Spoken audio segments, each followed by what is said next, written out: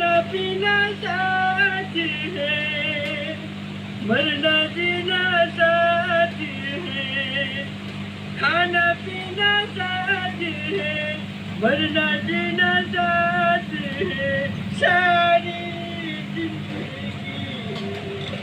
ये दोस्ती हम नहीं तोड़ेंगे, तोड़ेंगे तुम मगर तेरा साथ ना छोड़ेंगे.